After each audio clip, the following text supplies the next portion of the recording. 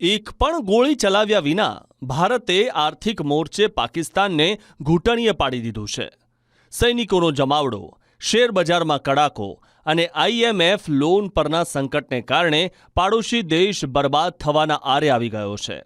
પહેલગામ આતંકવાદી હુમલા પછી ભલે ભારતે પાકિસ્તાનને લશ્કરી જવાબ ન આપ્યો, પરંતુ તેનું વ્યૂહાત્મક મૌન દેશને બરબાદ કરી રહ્યું છે. પાડોશી દેશ આ તણાવમાં ફસાઈ ગયો છે કે તેને તેની સરહદો પર લાખો ડોલર ખર્ચવા પડી રહ્યા છે. પાકિસ્તાને બલુચિસ્તાનથી 18,000 સૈનિકોને POKમાં તહેનાત કર્યા છે.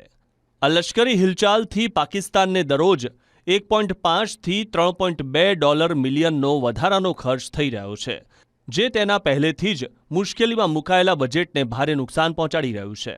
ભારત સાથે યુદ્ધના ભય વચ્ચે પાકિસ્તાનના શેરબજારને $3 થી $4 અબજ નુકસાન થયું છે. 23 અને 24 એપ્રિલના રોજ KSE 100 ઇન્ડેક્સ સતત ઘટ્યો, જેના કારણે રોકાણકારોનો વિશ્વાસ પણ તૂટી ગયો છે. IMFએ પાકિસ્તાનના 2025ના GDP વૃદ્ધિદરનો અંદાજ ઘટાડીને 3.2 કર્યો છે. પહેલેથી જ નબળો પડી ગયેલો પાકિસ્તાની રૂપિયો હવે વધુ દબાણ હેઠળ આવી ગયો છે, જેની સીધી અસર સામાન્ય માણસના ખિસ્સા પર પડી રહી છે.